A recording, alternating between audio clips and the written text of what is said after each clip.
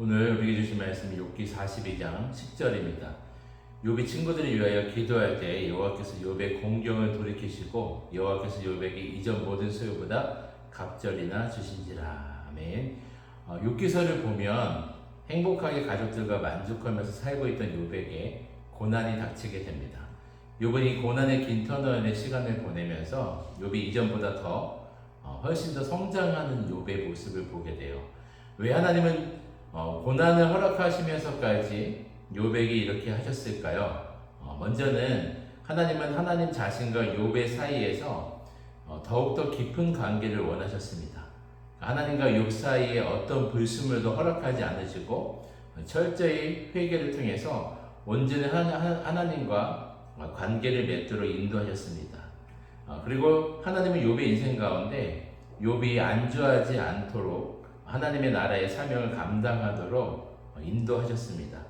38장부터 하나님의 응답을 자세히 살펴보면 창조 세계를 다스리시고 인도하시는 분이 창조주 하나님이심을 보여주고 있어요. 그런데 그 모든 만물을 다스리시는 우리 하나님께서 이제 욥과 함께 동역하자고 부르시는 것입니다.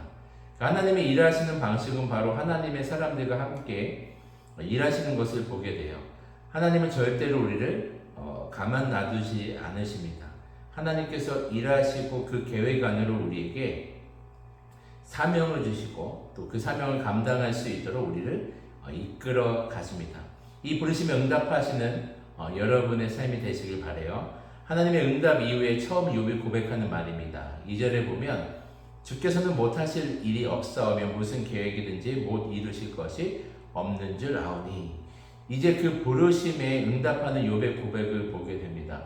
하나님의 존재를 믿게 되고 고난을 통과하게 되면서 하나님이 일하시는 방식도 이해하게 되는 거예요. 이제 하나님이 동역하자고 부르시는 그 사명을 감당할 수 있다고 말하고 있는 것입니다. 왜냐하면 욥은 자신의 삶 가운데서 주님이 일하시고 계시다는 것을 보았기 때문입니다.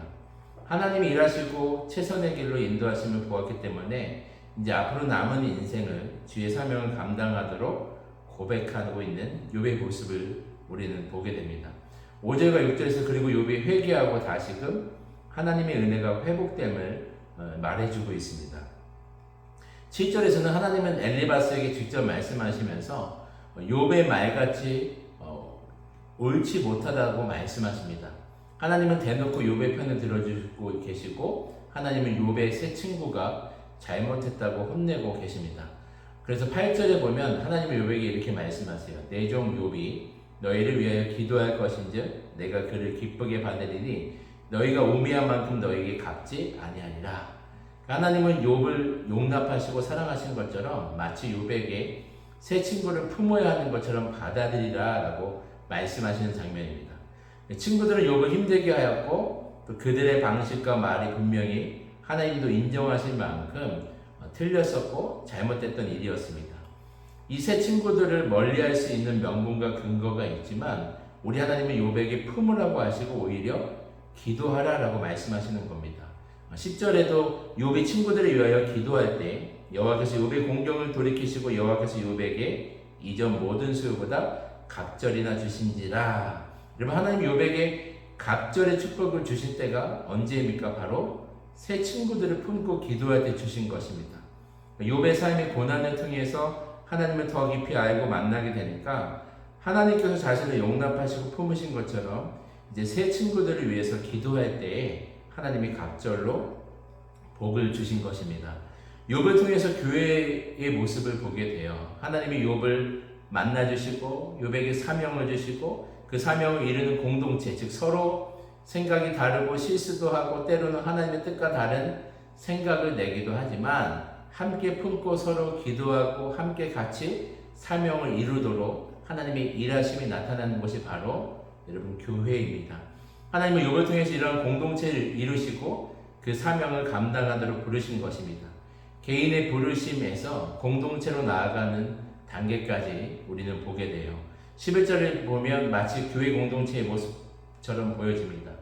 이에 그의 모든 형제와 자매와 이전에 알던 이들이 다 와서 그의 집에서 그와 함께 음식을 먹고 여호와께서 그에게 내리신 모든 재앙에 관하여 그를 위하여 슬퍼하며 위로하고 12절에서도 여호와께서 욥의 말년에 욥에게 처음보다 더 복을 주시니 여러분 전주 영생교회가 이런 교회가 되었으면 좋겠습니다. 처음 은혜보다 더 큰 복을 주님께서 주셨으면 좋겠습니다. 욥처럼 우리 개개인이 다 하나님을 깊이 만나고 그 은혜로 살면서 비록 나에게는 상처를 줬지만 주님의 은혜를 기억하면서 용서해주고 사랑해주고 서로의 필요를 채워주면서 회복되는 것을 경험하는 공동체가 바로 교회인 것입니다. 우리 교회에 서로 다른 의견이 있고 또 틀린 의견도 있고 또 아픔과 상처를 주는 자들도 있지만 이들을 위해서 기도하고 또 언젠가는 이들이 깨닫고 회개하고 돌이켜서 다시금 함께 동역자가 되어서 함께 사명을 이루어가는 것이 바로 교회입니다. 이 개인의 삶에서 공동체를 확장되어서 함께 그 사명을 이루고 감당하는 것을 보여주고 있습니다. 우리 교회가 이러한 은혜를 경험하고 처음보다 더욱더 복을 받고 또 갑절의 축복과 열매가 우리 교회와 또 여러분의 삶에 또 가정 가운데 맺혀지기를 주님의 이름으로 축원드립니다. 아멘. 기도드리겠습니다. 사랑해 주님, 욥의 인생 가운데 하나님과의 관계가 회복되어지고 또 하나님의 사명을 깨닫고 또 더 나아가서 친구들을 또 용서하고 용납하면서 하나님 주신 복들을 누리게 한 그 공동체의 축복을 허락하셨던 것처럼 아버지 우리가 진정한 교회의 사명을 우리가 감당하기 원합니다. 우리 개개인이 회복을 넘어서 부흥의 단계까지 나아가게 하여 주시고 회복을 넘어 우리의 사명을 감당하는 데까지 우리 교회가 주님 그 사명 감당하며 나아갈 때 정말 갑절의 축복 많은 열매 맺는 삶이 될 수 있도록 주님 인도하여 주시옵소서. 감사드리며 예수님의 이름으로 기도드립나이다. 아멘. 개인 기도 제목과 공동의 기도 제목으로 함께 기도드리겠습니다.